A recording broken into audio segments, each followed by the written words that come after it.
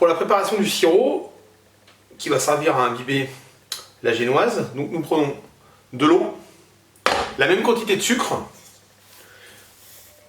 voilà, et nous allons pouvoir faire bouillir l'ensemble pour faire un sirop. Ensuite, je vais rajouter un petit peu de jus des griottes ou griotines que vous allez prendre, ou des amarena, pour donner un petit peu de goût. Voilà, alors alcool, pas alcool, comme vous voulez. Donc une bonne ébullition, et on va pouvoir le mettre de côté pour un imbibage. Aujourd'hui, nous allons réaliser une génoise chocolat. Pour cela, j'ai besoin d'œufs entiers, que je peux mélanger. Je vais rajouter mon sucre semoule. Voilà, je vais pouvoir les blanchir. Ensuite, je vais pouvoir les mettre au bain-marie, de façon à gagner un petit peu de volume. C'est quelque chose de facultatif. Voilà, mais surtout si vous avez des œufs qui sortent du réfrigérateur, c'est mieux de les tempérer un petit peu. Donc voilà, vous n'êtes pas obligé de mélanger tout le temps, mais juste faire un petit peu tiédir l'ensemble jusqu'à 40-45 degrés. Pendant ce temps, on va pouvoir tamiser la farine avec le cacao.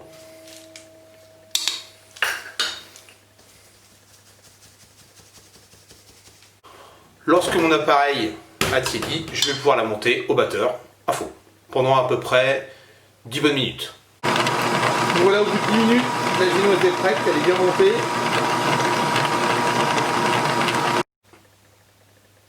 Donc voilà, la génoise est bien montée, elle fait un ruban comme ceci.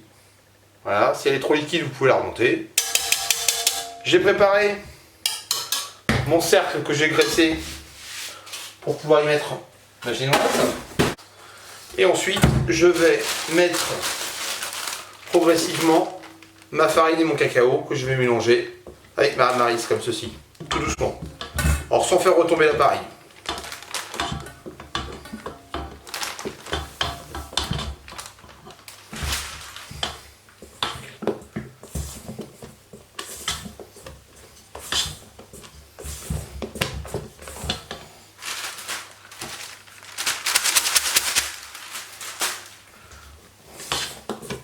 Donc prenez bien au fond avec la maryse, de façon à ce qu'il ne reste pas de farine, mais ne faites pas retomber la farine. C'est-à-dire que quand c'est mélangé, vous voyez plus de farine, vous arrêtez de mélanger.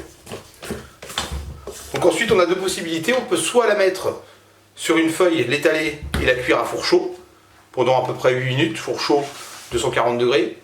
Ou là, comme je vais faire maintenant, dans un cercle ou un moule à génoise que j'ai graissé d'abord, et je vais pouvoir mettre mon appareil à génoise dedans.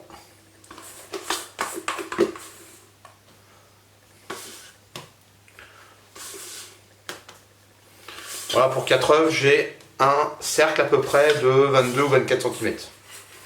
22, vous allez avoir une génoise assez haute. 24, un petit peu moins. Comme ceci. Et ensuite au four.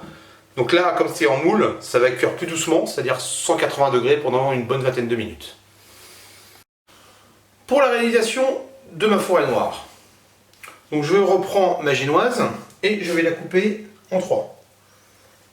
Donc voilà. Donc je prends à peu près ici 1 cm et là je vais couper. Donc je vais couper tout autour comme ça avec mon couteau-ci. Je vais tourner. Ma main bien au-dessus pour ne pas me couper. Voilà.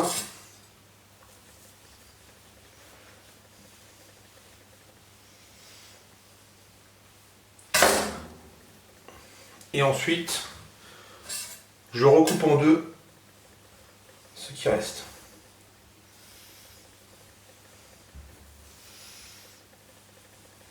Toujours la même technique, la main dessus pour ne pas me couper. Je fais le tour et je viens couper au milieu. Voilà, pour être bien droit. Donc pour l'imbibage, j'ai mis une partie de ma génoise dans le fond d'un cercle de taille de 20 cm. Je reprends mon sirop de tout à l'heure et je vais imbiber généreusement le fond de ma génoise. Donc avec mon sirop et mon jus de griotte ou de griotine ou d'amarena. Ou neutre, si vous voulez pas mettre un alcool ou un parfum.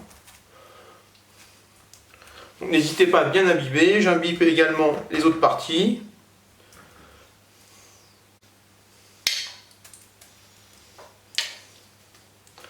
Je réserve de côté pour tout à l'heure. Pour la crème chantilly, donc je prends une crème, donc là c'est une crème fleurette avec minimum 30% de matière grasse. Bien froide si possible. Mon sucre, 10% par rapport au poids de crème et quelques gouttes de vanille. Si vous n'avez pas de vanille, c'est pas très grave. Et ensuite je vais la monter progressivement et puis un petit coup à fond. Ne la montez pas trop, sinon elle ne se tiendra pas très bien.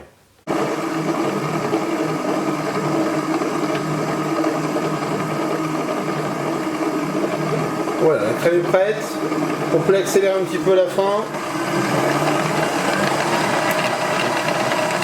On va passer au montage de la forêt noire. Donc vous voyez ma crème, elle est bien montée, mais pas trop, hein, elle se tient bien. On va commencer avec une couche de chantilly nature. Voilà, que j'étale régulièrement. Vous pouvez le faire à la poche si vous voulez.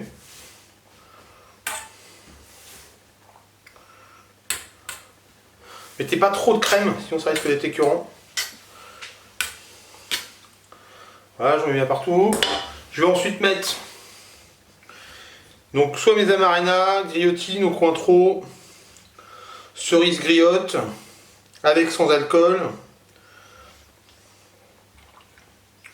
Si elles sont un peu grosses, vous pouvez les couper en deux.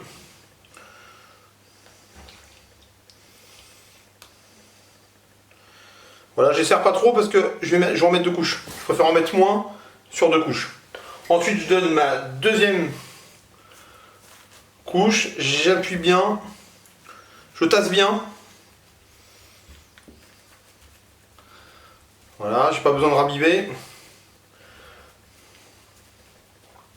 Alors ensuite, moi j'aime bien faire la deuxième couche au chocolat. Donc je vais prendre un peu de chocolat. Donc voilà, j'ai mis un peu de crème dans un autre cul de poule.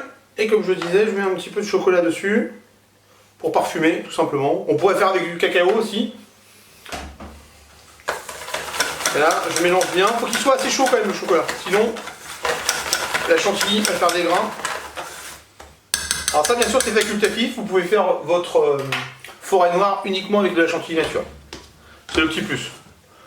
Donc voilà, je mets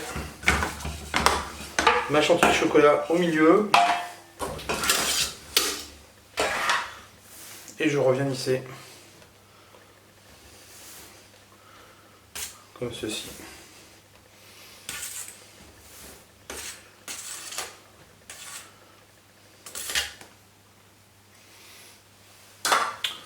Ensuite, je remets mes griotines. Voilà, pas trop serré non plus.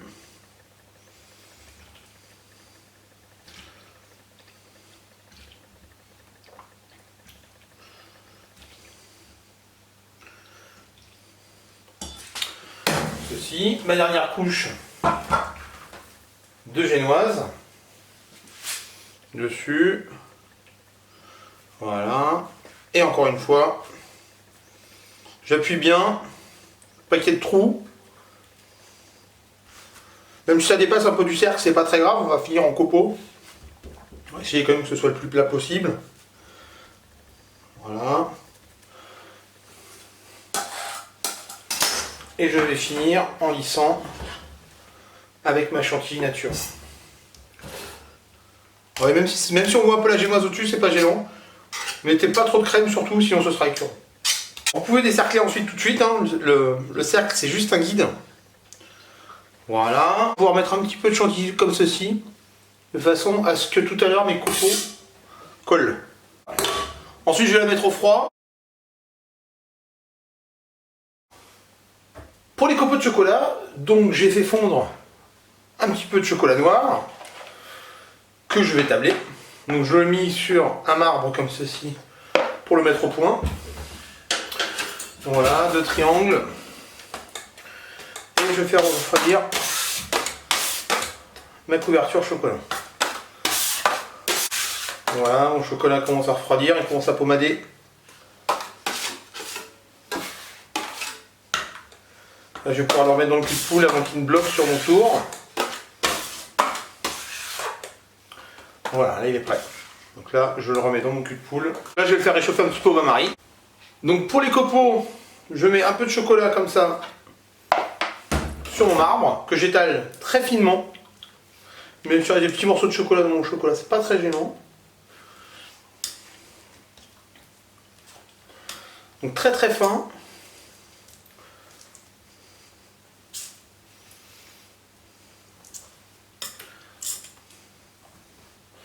Ensuite, je viens couper avec le dos de mon couteau, comme ça, pour faire des petits copeaux.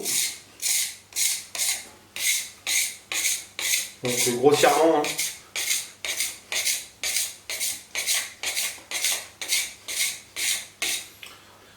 Et ensuite, dès que mon chocolat commence à cristalliser, je vais faire un arrondi comme ça, avec mon triangle, en grattant le chocolat juste avec la pointe.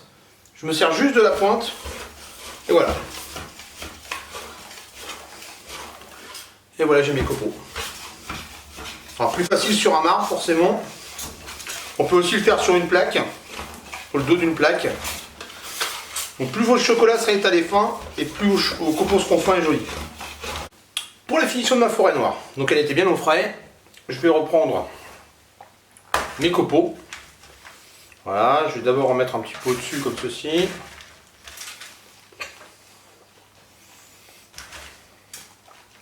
Les plus jolis, les plus gros. Donc on est quand même assez généreux. Hein.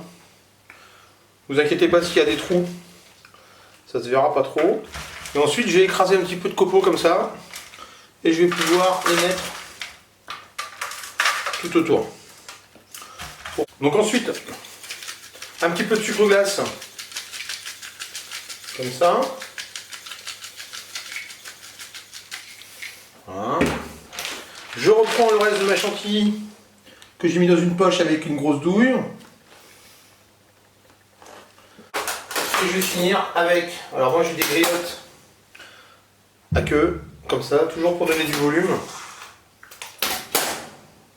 Si vous n'avez pas de cerise à queue ou une griotte, vous pouvez mettre bien sûr ceux que vous avez mis au milieu. Et voilà, bien au frais.